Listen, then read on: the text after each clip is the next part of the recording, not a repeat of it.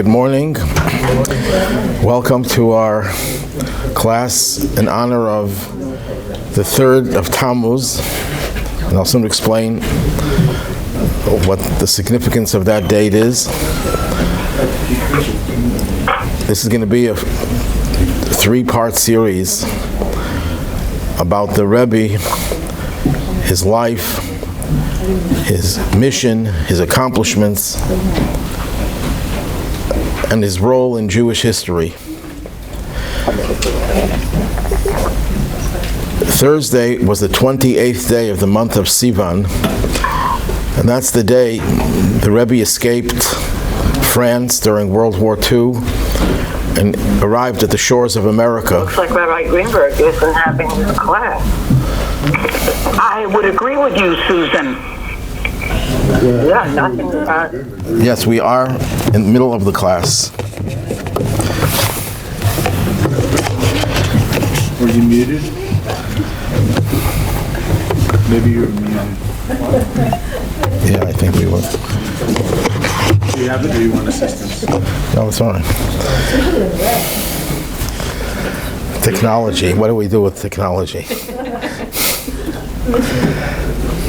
So on the 28th day of the month of Sivan, the Rebbe arrived at the shores of the United States and immediately threw himself into the work of his father-in-law, his predecessor, the previous Rebbe, and did some incredibly innovative things. At that time, they were extremely innovative, and devoted his life from that moment onward to bringing the light of Torah, the light of Hasidic teachings to America and from there to the whole world. That was Thursday, the 28th of Sivan. Tuesday will be the 3rd day of Tamuz, and 30 years ago to the day, we lost our ability to hear and see the Rebbe physically.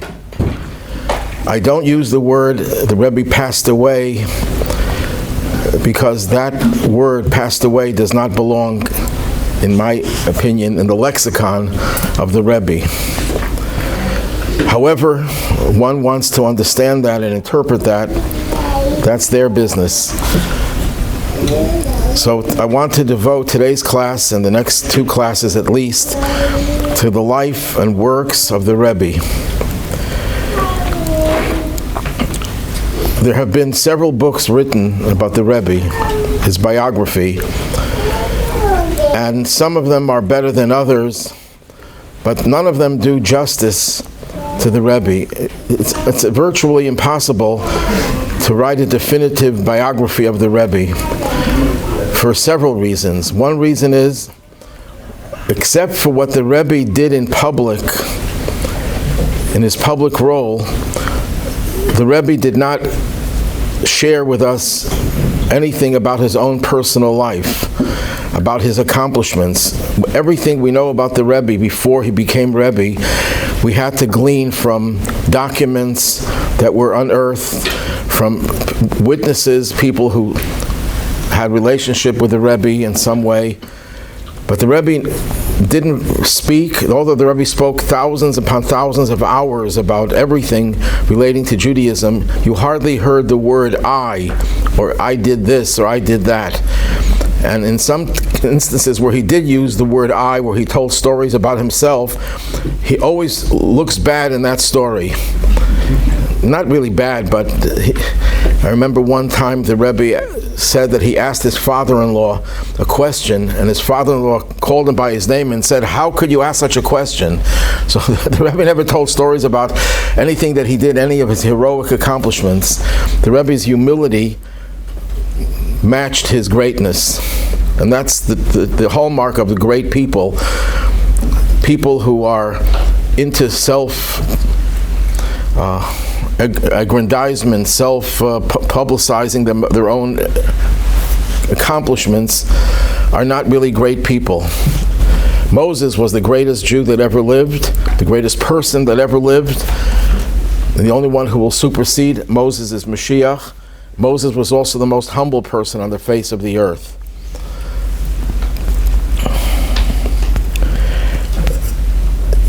So those books can't really capture too much about the Rebbe's life because we don't know very much. But the real reason why they can't really do justice is because you can't fill the Rebbe's life in one book. Even what we know, it would take dozens of volumes to capture the Rebbe's greatness, his knowledge, and his accomplishments. Rabbi Soloveitchik, the famous modern Orthodox luminary of the 20th century, shared times with the Rebbe in Berlin.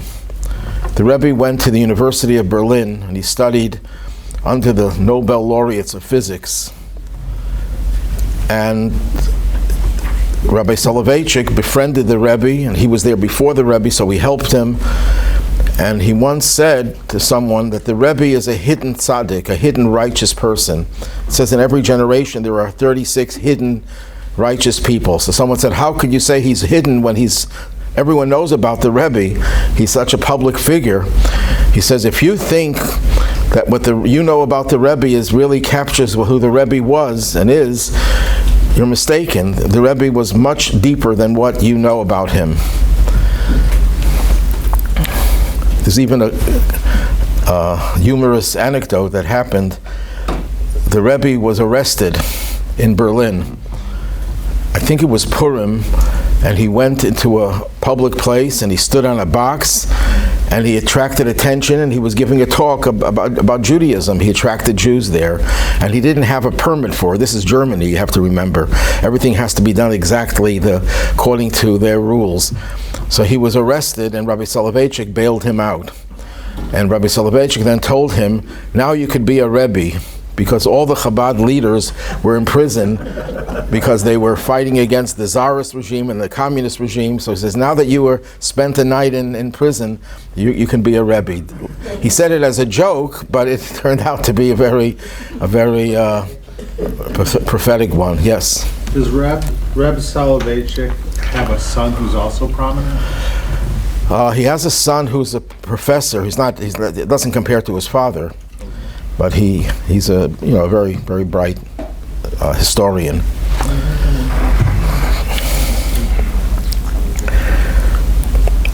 The people on the outside of Chabad, not Chabad card-carrying followers, but people on the outside have described the Rebbe as the greatest Jewish leader of the 20th century.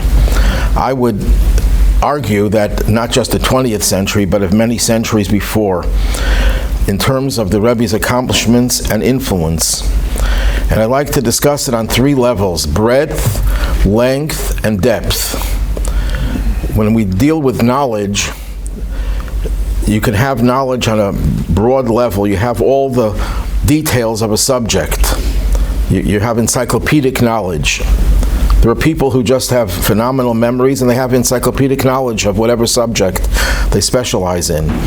Then there's the length of knowledge, the ability to transmit it to the next generation, to the students. Not every scholar, not every genius has the ability to teach and transmit his or her knowledge to the next person. So if you have the length of knowledge, you can reach others as well. But then there's the depth. Then there's the depth of knowledge. Yesterday I discussed something about Korach. Korach was the one who rebelled against Moses. And the Midrash asked the question, how could a man of such stature, of such brilliance as Korach was, how could he be so foolish to rebel against Moses?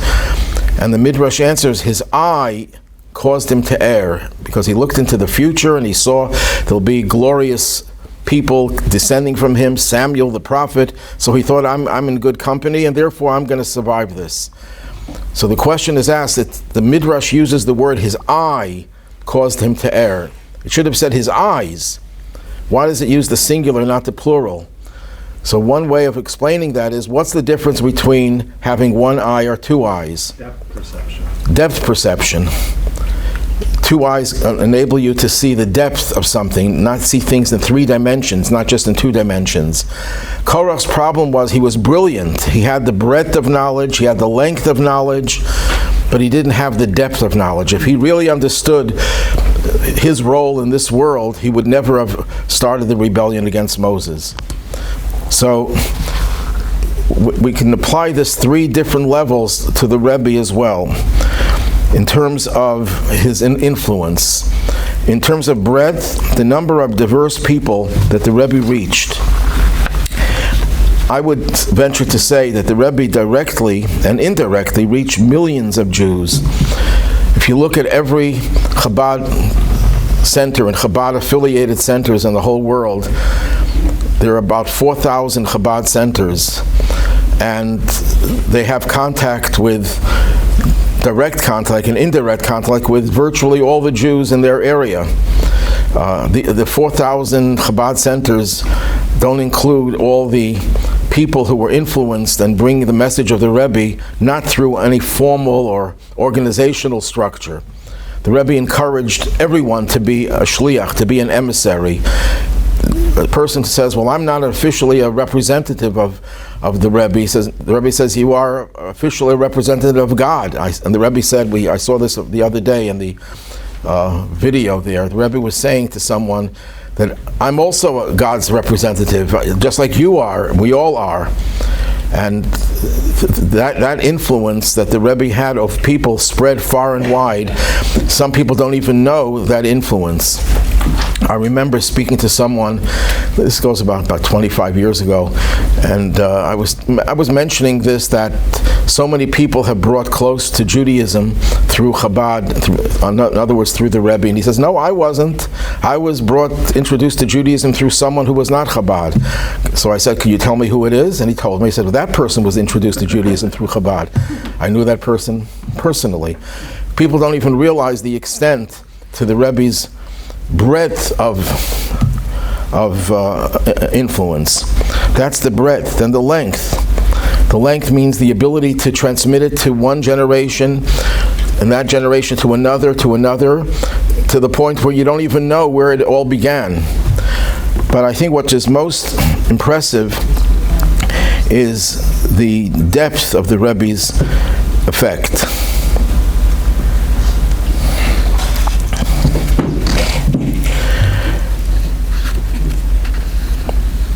The changes that the Rebbe effected, the way he spoke to people and transformed their lives. There are thousands of videos of the Rebbe speaking to individuals and how his speaking to them impacted them and changed their lives. One of the chroniclers, one of the books written about the Rebbe was by the famous scholar Adin Steinsaltz. Adin Steinsaltz was from a secular Jewish family, very secular, but his father was an exception to the rule of secular Jews.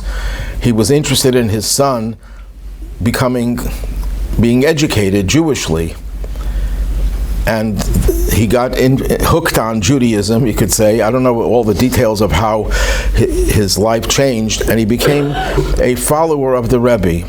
I think it was Time magazine, and I don't give much credence to Time magazine, but Time magazine once said he's a once-in-a-millennium scholar. Adin Steinsaltz translated the whole Talmud into modern Hebrew, and he wrote dozens of other books on diverse subjects. He was a brilliant person, and this is what he writes about the Rebbe. The first time I met the Rebbe, I felt his intense personality and his almost complete otherness. It seemed that he was attuned to a higher outlook. His intensity was exceptional and created the same burning passion within me that it had with thousands of others. Many who stood in the Rebbe's presence came away feeling that they had been branded as a being that is marked by fire and set aside. So it was with me. Or put another way, it was love at first sight. The Rebbe was a great man, certainly the greatest man I have ever met. The life's work he chose constitutes one of the most remarkable religious tasks ever undertaken by a single man. He sought nothing less than to transform our reality into a better one. This is the way Adin Steinsaltz describes the Rebbe in his book and his biography of the Rebbe.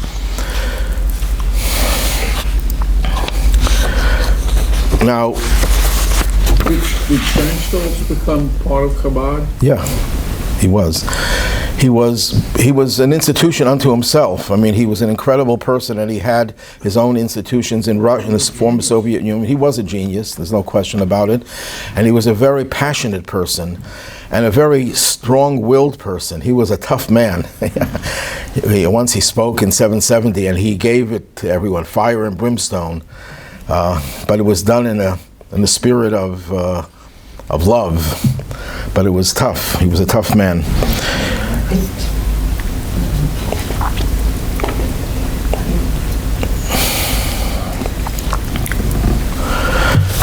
The Rebbe, as much as the Rebbe was a public figure and created institutions and spread the message throughout the whole world, the Rebbe always remained an enigma. And the people who said that about the Rebbe being an enigma were people who were closest to the Rebbe, the people who worked with the Rebbe. One of them once remarked that he thought, after years of hearing the Rebbe's responses to people, that he could predict what the Rebbe would say to another person with a similar. And he says the Rebbe always surprised him. The Rebbe could never be slotted into one category. He was always very, very unpredictable in his leadership. I wrote a book, a small book of 70 paradoxes of the Rebbe, where the Rebbe seems to embrace opposites. And I'm not going to go through all 70, or not even 7. I'm just going to mention one most, I think, fundamental paradox about the Rebbe, and that is that one could argue that the Rebbe was the most famous Jewish leader of the 20th century. It's just his reach to so many people. Yet the Rebbe, his whole being was shrouded in mystery. When a biographer, a man who wrote biographies of other great people, the way his system of writing biographies was to read their own writings, read their letters, their correspondence, their commentaries, whatever, and glean from them autobiographical information.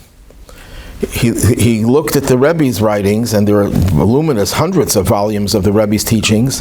He couldn't find anything. There was virtually nothing autobiographical about the Rebbe. So as much as he tried to write a book about the Rebbe, he found out, I don't know. I can't figure out what his personal life was like.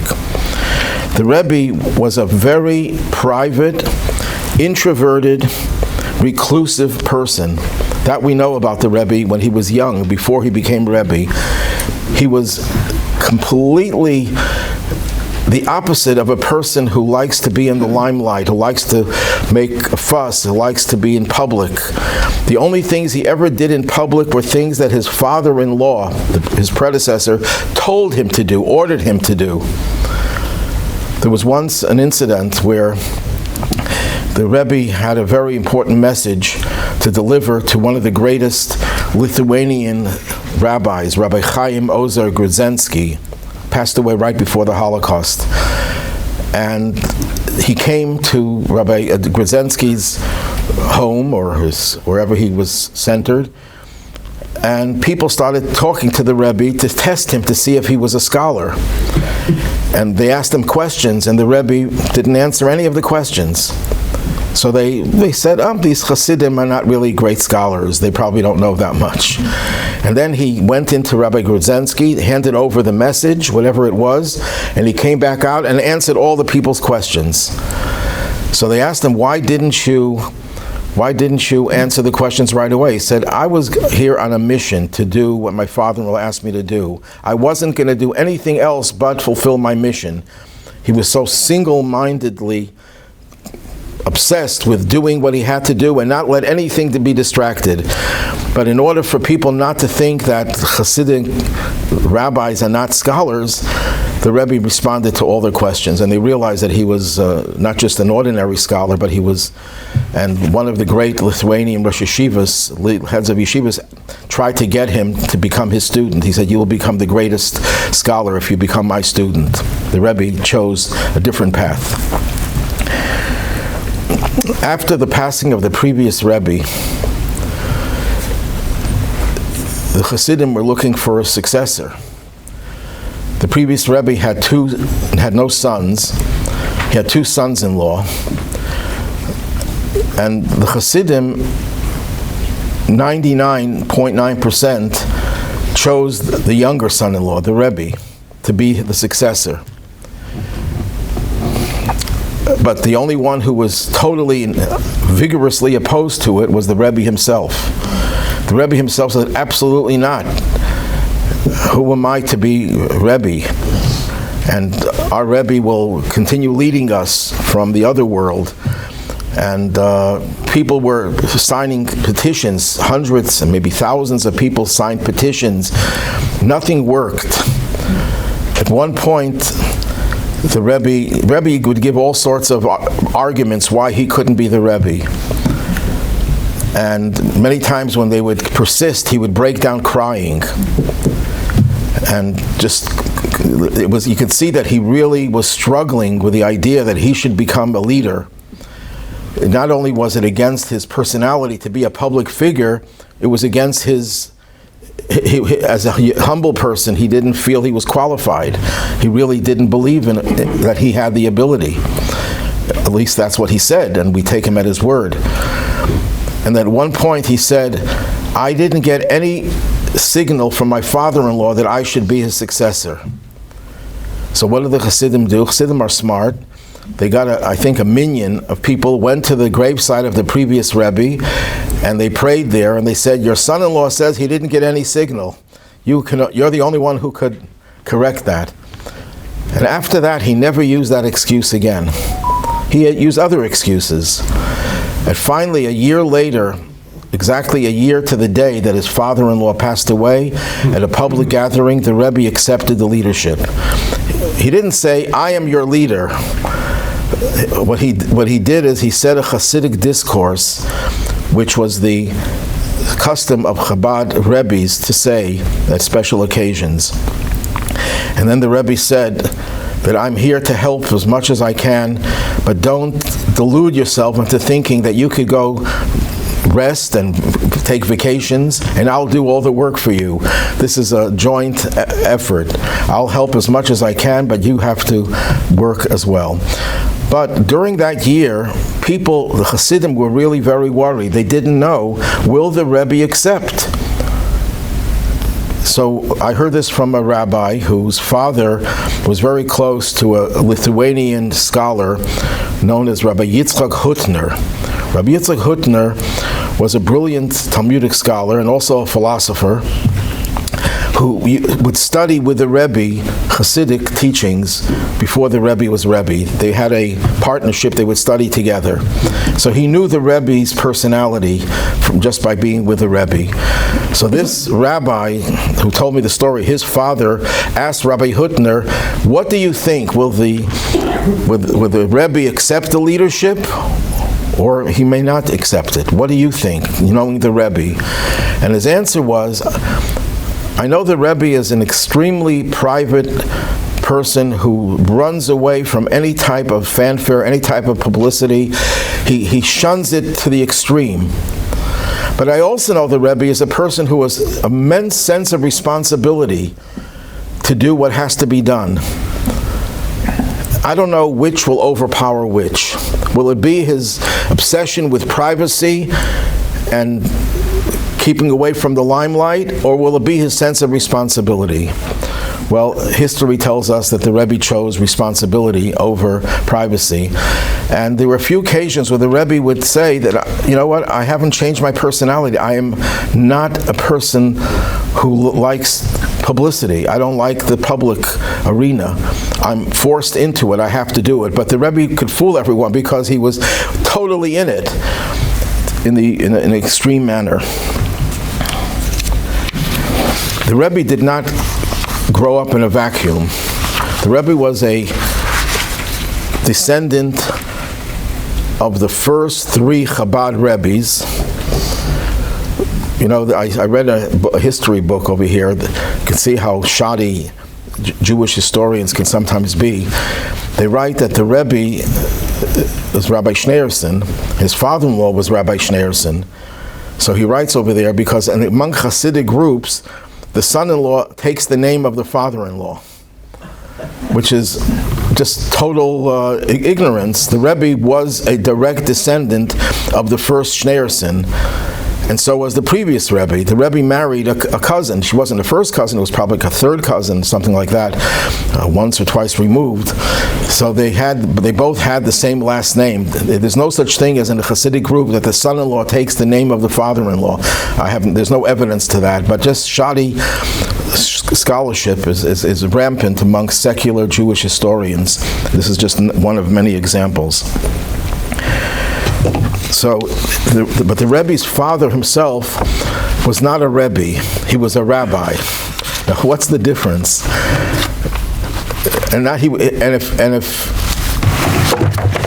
If he had declared himself to be a Rebbe, he would have had many followers.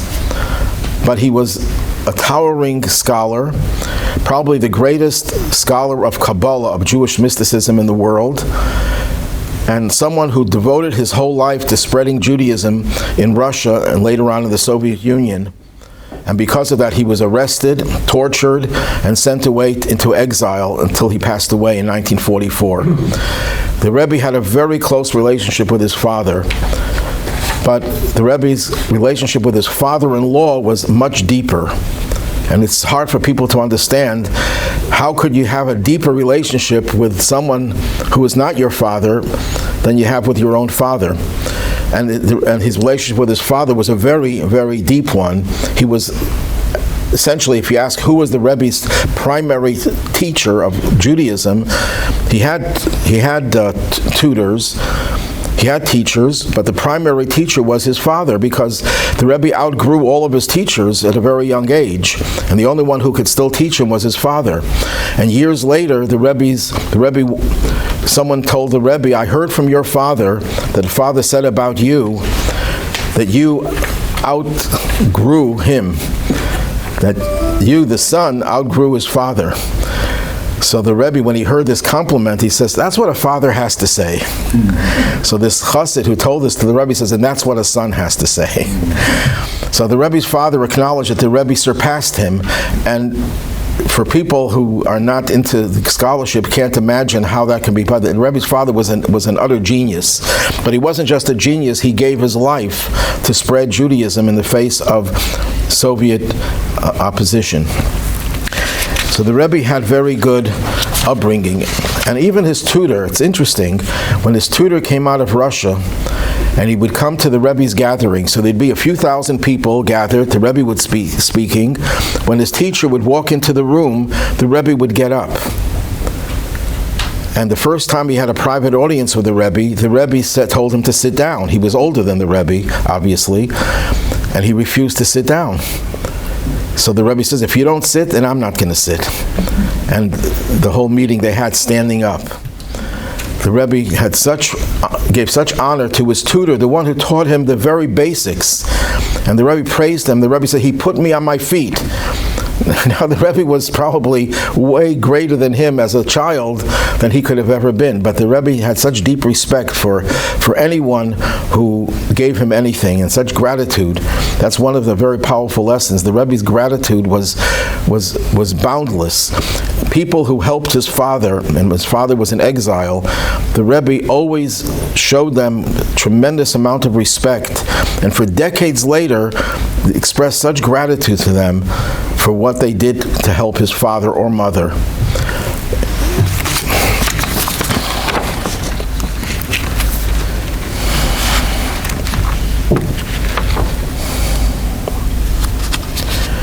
The Rebbe grew up in very difficult times.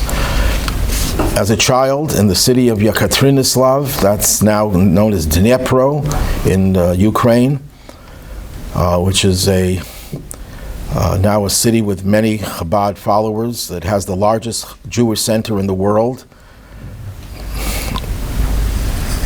The Rebbe's father was the chief rabbi of the city, but it was a terribly painful time because the pogroms were raging in Ukraine. Tens of thousands of Jews were murdered. The Rebbe never spoke about his role in the defense of the city, but someone who came from that city once reported that the Rebbe was the head of the militia. As a teenager, he was the head of the militia that defended the city from the pogroms. How do we know this? The Rebbe never mentioned that.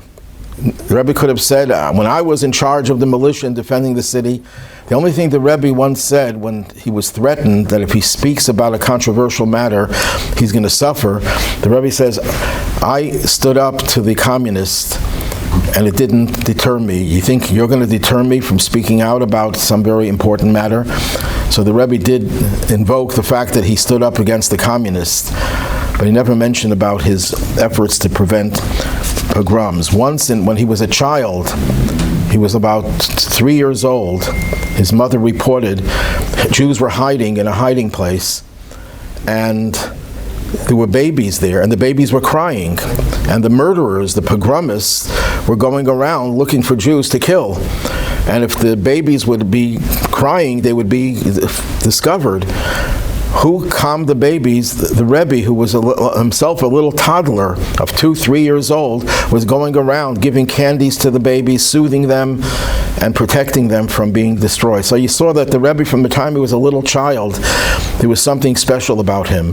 Once he was 2 years old, this is all from his mother, he was 2 years old, and the synagogue conducted services, and there's a part of the service where you respond with the saying of Kedusha. It's a short prayer, and the Rebbe started responding to the prayer. And his mother was afraid that there'll be an ayin hara, the evil eye, so she took him out.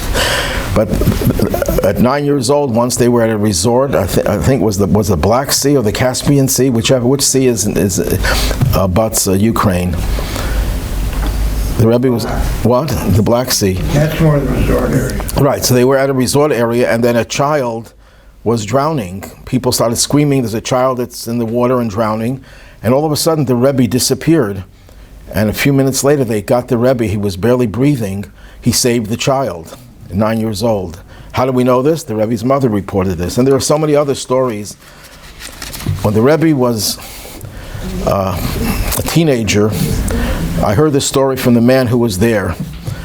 There was a Chabad rabbi known as Lazer Nanis, who spent 20 years in the Gulag because of his spreading of Judaism.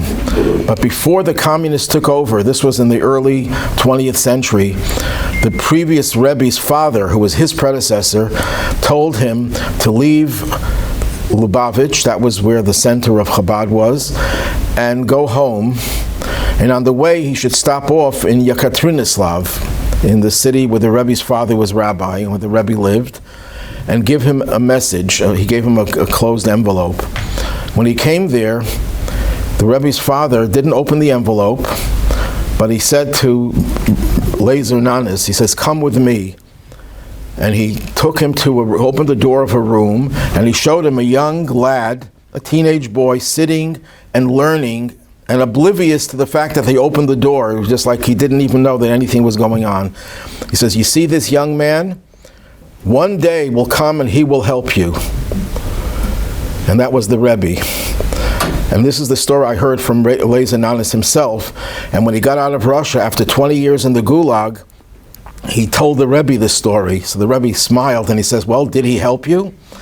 And of course, he got out of Russia because of the Rebbe. The Rebbe helped him very much. Not only that, the Rebbe told him he was a man, he was tortured in the Gulag. He wrote a book. There's a whole book called Suboto. And if anyone is interested in it, I have a copy. I can lend it to them. It's a fascinating book of how he survived 20 years. Pesach would come and he wouldn't eat anything because they wouldn't send him the matzah in time. The matzah was held back and given to him after Pesach was over, so he survived on sugar cubes and water.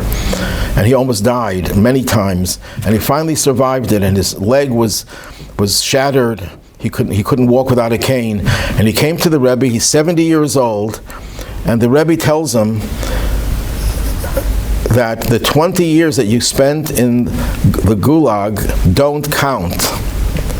They're not part of your longevity. And the Rebbe told him to throw away his cane, which he did, and he died at the age of 100. And he was active until the very end. So this is the story, but the reason I'm telling you the story, because that he was exposed to the Rebbe when the Rebbe was a teenager. So the Rebbe's father knew something was going on with his son, that his son was in a unique position to help people, even though he was only a teenager at that time.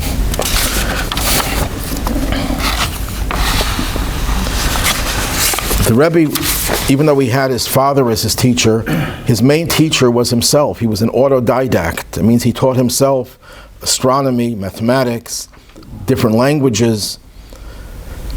And yes? I'm curious because I know he studied engineering in France, but before that it said he was in Germany studying physics.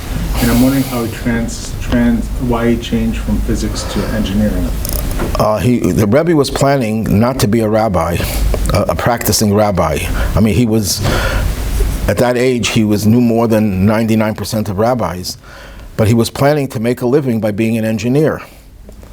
So I don't know exactly what courses he took in the University of Berlin. All I know is the Rebbe told someone that he studied under Nobel laureates in physics. So I assume that he studied physics there in the University of Berlin. What years do you know the years that he was in Berlin? He was in Berlin until 1939, because not until 1933. Yeah. When the Nazis took over, he had to leave and he went to France. That was a very So the Rebbe got married in 1929, and shortly after his marriage, he went to Germany to study in the University of Berlin. And he stayed there until the Nazis took over, and then he moved to France, and he stayed in France until 1941. But at that time, Germany was probably the place to study physics, because they had all... Right, you had Einstein, you had all the other Nobel laureates. If the Rebbe knew Einstein, people say he knew Einstein. Some people said we don't have any proof of that, but the Rebbe himself said that he studied under Nobel laureates. Einstein was one of them, but we don't know for sure. Now, in 1923, the Rebbe met his future father-in-law, the previous Rebbe. And shortly after that, he began engaged in 1926, not shortly, but 3 years later, he was engaged to the Rebbe's daughter, whose name was Chaya Mushka.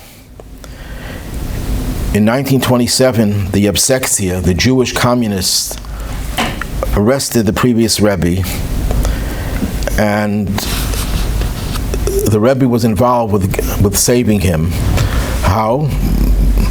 The Rebbe's wife, he was engaged to her, stuck her head out of the window, and she saw the Rebbe there, and she says, "We have guests." As soon as the Rebbe heard that, he went to the secretary of the previous Rebbe's house, and they destroyed documents, incriminating documents, and hid others. What do I mean by incriminating documents? What was the previous Rebbe accused of? He was accused of being a counter-revolutionary and getting support from the Western world to overthrow the Soviet regime. And that's why he was arrested and sentenced to death. So, in order to avoid being incriminated, they had to destroy certain documents which showed that he did have a correspondence with the United States and other countries in the West, and got support from them to continue Jewish education in Russia. So the Rebbe was the one who helped save his father-in-law in that regard. In 1927, the previous Rebbe was exonerated. He was freed from prison. He was sent into exile for 2 weeks, close to 2 weeks, and he was released from Russian exile, Soviet exile, and then he was forced to leave the country. And when he left the country, he took along with him his family, obviously. And when the Russian authorities saw that he wants to take the Rebbe, they said, "Why are you taking him? He's not your relative. He's your future son-in-law. He says you can find another son-in-law somewhere else. You can't find another child, but you can find another son-in-law. And the previous Rebbe famously said, there is no other son-in-law like this. So, and they let him out. Yes? Wasn't there also, with the previous Rebbe's books, his library, somehow the Rebbe, didn't he...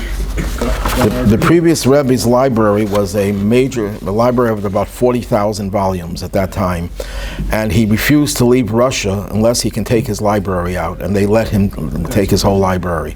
There's another library from the previous Rebbe's father that is still in Russia now, and Putin won't let it out. There's also a story that the Rebbe was at the grave site of his father-in-law, connecting with him, and someone said, I can do many things, but this I cannot do. Do you remember that story? No.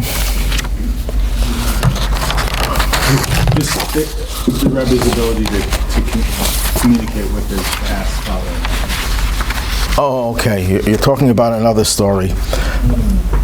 After the Rebbe became Rebbe, there was some tension because his older brother-in-law, the older son-in-law of the previous Rebbe, was overlooked. And members of his family were a little bit upset. They felt that their husband and father should be the next Rebbe. And even though he was a great scholar, he couldn't compare to the Rebbe. So he was a little distant from the Rebbe. What happened once, I heard this from a Chassid whose grandfather told him the story, who heard it from the Rebbe's brother-in-law. The Rebbe's brother-in-law had a problem, a very serious problem. I don't know what it was, but it could have been a life and death type of thing, and he couldn't figure out what to do. And even though he wasn't that close to the Rebbe at that time, he felt that the Rebbe was known for his brilliance and maybe he could help him. And he presented the problem to the Rebbe, and the Rebbe says, I can't give you an answer because it's too difficult for me, but tomorrow I'm going to be visiting the gravesite of our father-in-law, and I'll ask him. And he came back the next day with a solution to the problem. And the Rebbe's brother-in-law says, I know I couldn't do that. He must be the Rebbe. And he became one of the most devoted followers of the Rebbe, even though he was 5 years older and overlooked. So he changed his whole attitude.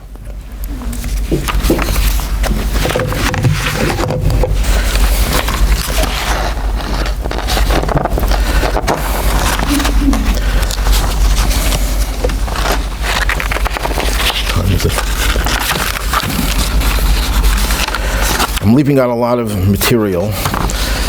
During the Holocaust, the Rebbe was in France and fled from Paris to Vichy, and then to Nice, and then to Marseille, and he finally got out, traveling on a ship, going from Portugal.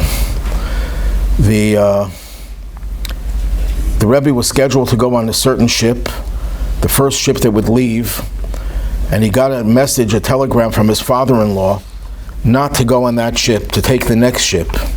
That ship was attacked by the Germans. So he took the other ship and he arrived in 1941. But while he was in southern France, the Rebbe was involved with helping Jews, children in the orphanage. He would bring food to the children in the orphanages. These are children whose parents were either gone or missing or left behind. And the Rebbe would just cuddle the children, feed them, tell them stories. And the more the child was depressed, the more the Rebbe would pay attention to them. And the Rebbe never said who he was. They just knew, they called him Mr. in French. That was his title. The Rebbe never told anyone who he was, unless some people knew, but otherwise he wouldn't divulge his identity. And years later, decades later, one of those children, who was now an adult, was visiting the Rebbe.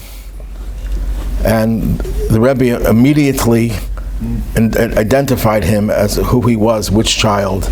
And this man said, "Oh, you're the Mister." That's how they knew him, by the name Mister.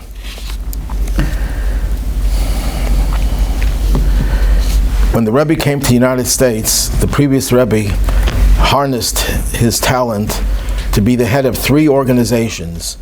One organization was the Chabad Educational Network, the other one was Chabad Social Services, and the other one was Publication. And the Rebbe started programs that were totally new in America. He started a children's magazine called Talks and Tales in English and a version in Yiddish. And the Rebbe personally edited those magazines for the next 40 years. The only things the Rebbe edited besides his own works, he edited the children's magazine and a women's magazine. And I know that for a fact because I wrote an article there, and I have the Rebbe's editing corrections of my article, which was a great honor. The Rebbe took time from his busy schedule to correct the grammar in those publications of children and women. The Rebbe considered the outreach to children and women in particular to be the most important areas of outreach. And that's why Chabad is unique in that every Chabad rabbi of every Chabad house or Chabad institution is co-directed by the wife. You go to any other synagogue, there's a rabbi, and the rabbi, if he's married, has a rebbitzin, and she is either involved or not involved, which is fine. No one faults her. She can be a homemaker, and she could be a teacher or an engineer or a doctor, whatever. But in Chabad, there's no such thing. Every rabbi who goes out to become an educator goes with his wife, who is involved as well, and they're co-directors. And where did that come from? That emphasis on the importance of women being, so people say, do we have women rabbis? The answer is, we don't use the title rabbi, and they don't officiate at weddings, but that's all fluff. The main job of a rabbi is to teach and inspire and to help people, and that the women do together with their husbands, and even more than their husbands. And that's not just an incidental thing, it's the very core of Chabad's outreach that the Rebbe instituted. So the Rebbe gave tremendous emphasis on the women. Several times a year, the Rebbe would give a talk for women only. All the men would clear out of the shul, and just the Rebbe and a few of his aides would be there, the only men, and all the women would crowd in there. And then after the Rebbe would speak, the women would come up to the Rebbe and ask for something, for a blessing, and the Rebbe would give each one $1 and a blessing. And he put tremendous emphasis on the role of women. The Rebbe started... And orphans. Orphans was another thing, yes. Yes, it reminded me of a story. There was a Rabbi Sharf, who I didn't know. I probably spoke to him a few times, but he died very young, and he left a few orphans. And the Rebbe adopted them, you could say, in many ways. He made sure that when they come to shul, they would stand next to him, and he would oversee their praying, and he would give them tremendous amount of attention. When one of them turned 3 years old, 3 is the age that we give the child the first haircut, the mother felt that the Rebbe didn't cut children's hair. He cut my hair when I was 3, because there were very few Hasidim then. He cut my hair. I had that privilege that the Rebbe cut my hair at 3. But years later, the crowd was so great that the Rebbe would be a barber if he had to cut every 3-year-old child's hair. He wouldn't have time for much else. So the Rebbe did not do it himself. But this woman, the mother of the children, of the orphans, felt that the Rebbe might make an exception, so she took a pair of scissors with her and waiting online when the Rebbe would give $1 every Sunday to thousands of people. So she was ready to tell the Rebbe, my son is 3, and here's a scissor. And the Rebbe says, I prepared a scissor. The Rebbe assumed that the child would be on the line with his mother, and he prepared the scissor to cut the hair. Now, the Rebbe had a few other things on his mind, not too many other things, just responding to tens of thousands of people, speaking for tens and thousands of hours over the years, dealing with prime ministers and presidents and chief rabbis. Once the chief rabbi of Romania, Rabbi Moshe Rosen, came to the Rebbe, and the Rebbe would have audiences at night. He would start 8 p.m. and go to 5, 6, 7 a.m. without a break, just one person after another. So Rabbi Rosen was very sensitive to the Rebbe's time, and he didn't want to take too much time from the Rebbe. So we asked the Rebbe, how much time do I have? And the Rebbe says, you have enough time for 50,000 Jews, because you're the chief rabbi of Romania. You are 50,000 Jews. So the Rebbe was dealing with chief rabbis, was dealing with generals. General Sharon would come to the Rebbe, and the Rebbe would discuss military strategy of the Israeli military, and yet the Rebbe felt that this child needed special attention. That's a beautiful story that you reminded me of. The Rebbe started a new movement that was unprecedented. It's called shlichut, being sending emissaries all over the world to bring the light of Judaism to every Jew, no matter how remote that Jew may be from Judaism, geographically from the centers of Judaism, and spiritually from Jewish practice.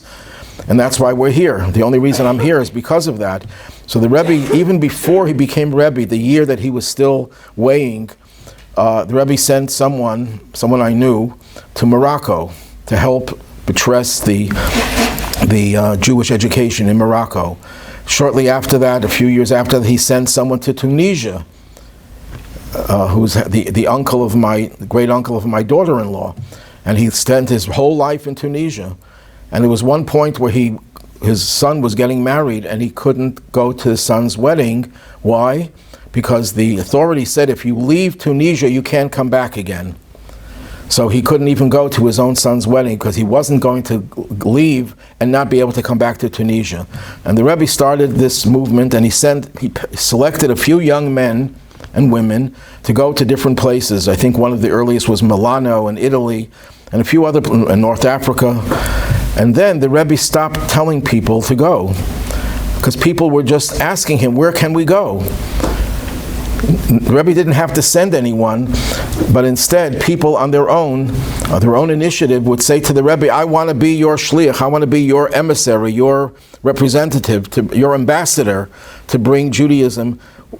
Where should I go? And the Rebbe very often would say, go to take a few places that you consider, and then the Rebbe would choose one of the places. In my case, I asked the Rebbe about coming to Buffalo, because I was harassed by Rabbi Gorari, who told me, I want you to come to Buffalo to help me.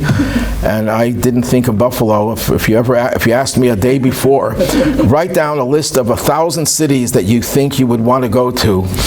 And Buffalo would not be on that list at that time. Little did I realize that the Rebbe had a different thing in mind for me. And when I asked the Rebbe about coming to Buffalo, the Rebbe said yes. I think if your wife agrees. You could have saved us. Only joking.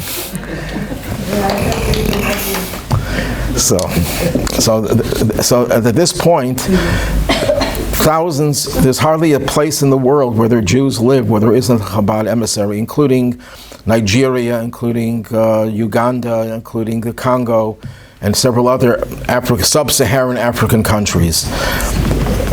Even in countries where there is no Chabad, like Iran, Chabad does secret things, underground things through other countries to help the Jews in Iran.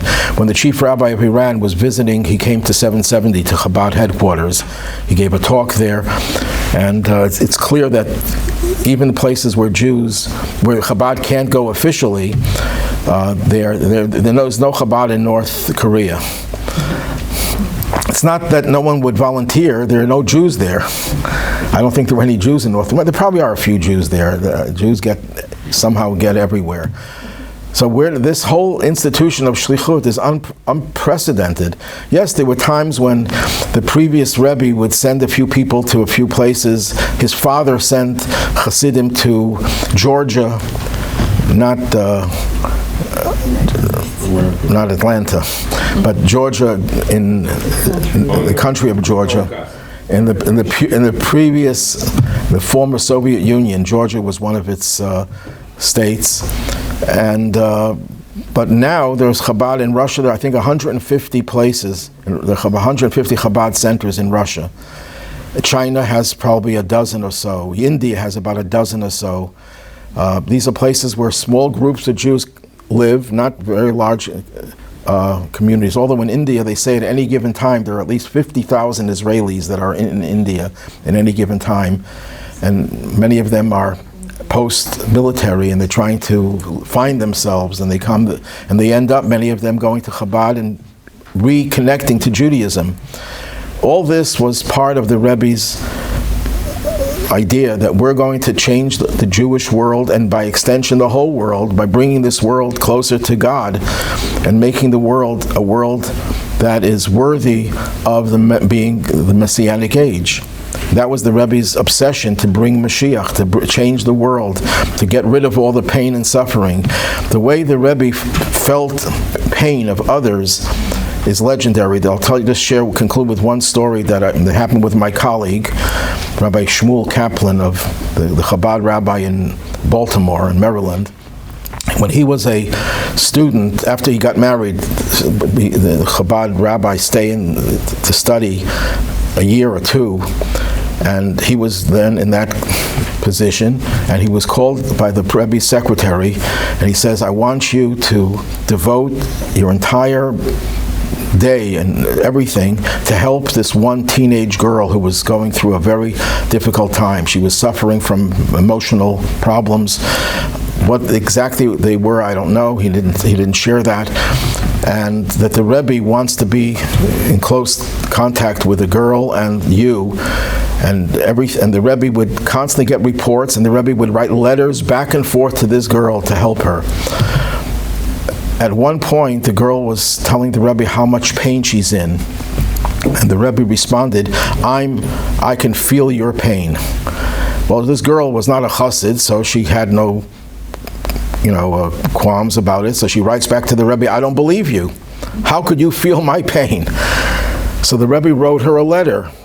And the Rebbe wrote her, one day you'll be well, you'll get married, you'll have a baby, and at a certain time in the baby's life, the baby will be teething, and the baby will cry because the baby is in pain. And you as the mother will feel that pain. That's how I feel your pain. The Rebbe never exaggerated. The Rebbe was absolutely authentic in every way. And the Rebbe says he felt the pain. And the Rebbe got letters from people every day. The mailman would bring in a sack of letters. At one point, they say that the Rebbe got about 1,000 letters a day. I would venture, although no one knows for sure, but 99%, 95% of the letters were bad news. People were asking for a blessing because of illness. People were asking for a blessing because of poverty. They couldn't get married. Whatever it was, whatever problem you can imagine, the address to dump your problems was the Rebbe. And the Rebbe once complained that when people have problems, they write me. When things get better, they don't write me. I want to hear good news. So imagine a person who's so empathetic, who feels pain, and gets a few hundred, let's say it wasn't 1,000, let's say it was a few hundred letters a day. And by the way, this is an incredible thing. The Rebbe opened up every envelope himself. The Rebbe did not let his secretaries open his mail for him. He opened them himself. And a colleague of mine, who was the one responsible for publishing the Rebbe's books, saw that the Rebbe was, I'm sure there are times when you try to open an envelope and you cut your hand with a paper cut. They're very painful and it's tedious. So he found a machine, he got it in Israel, that opens up envelopes for you. And he gave it to the Rebbe. And the Rebbe rejected it. And the Rebbe said, it's too noisy. So he found another machine that was quieter, that does the same thing. And at this time, the Rebbe had to give the real reason he didn't want it. And the Rebbe says, I don't want a machine to open up my mail. He says, sometimes people will seal their envelopes with tears. How could I open up an envelope like that with a machine? So the Rebbe wanted to feel the pain of every envelope that he opened. That's the type of empathy the Rebbe had. And we're dealing with a person who was such a universal person, who's a leader of hundreds of thousands, his advice is sought by prime ministers and presidents. The Rebbe had a very close relationship with the Mossad in Israel. They came to the Rebbe many times for advice and to report to the Rebbe of what they, in Russia, once the head of Mossad, not the head of the whole Mossad, but the head of the Mossad in Russia and the Soviet Union, came to the Rebbe, and the Rebbe spent a whole night, like 6 hours, debriefing him of everything he knew about the Jews in the Soviet Union. And he said later on, he says, the Rebbe got all the information out of me. I got nothing out of him. He knew much more than I knew, and none of it was divulged by him. The Rebbe had that ability to get people to speak, because the Rebbe cared for these people and the Jews in Russia. The Rebbe sent a Chassid who passed away. His name was Binyamin Katz. He had a son who studied here in Buffalo. He had a photographic memory. So the Rebbe sent him to the Soviet Union to visit hundreds of families to get all their information and commit it to memory, so that when he left the Soviet Union, he can tell families in Israel to send letters to these people so they can get out of Russia. Because the Soviets were letting people out if you had a relative in Israel who was asking for you. But he couldn't write it down. If he wrote down all these names and addresses and the KGB will find it, these people will be sent to Siberia. So he had to memorize hundreds of names and addresses and information, and he had a photographic memory. He was able to do that. So the Rebbe was involved with the Soviet Union, with Jews there. He sent many emissaries there secretly. There were non-Chabad rabbis who would come to the Rebbe, and the Rebbe would give them instructions where to visit, what not to say. That was more important than what to say, what not to say, what not to do. So here's someone who's dealing with universal issues and had such empathy for every individual. Someone once asked, and I'll conclude on this note, someone once said to the Rebbe, your Hasidim have exaggerated love for you. So the Rebbe says, because I have exaggerated love for them.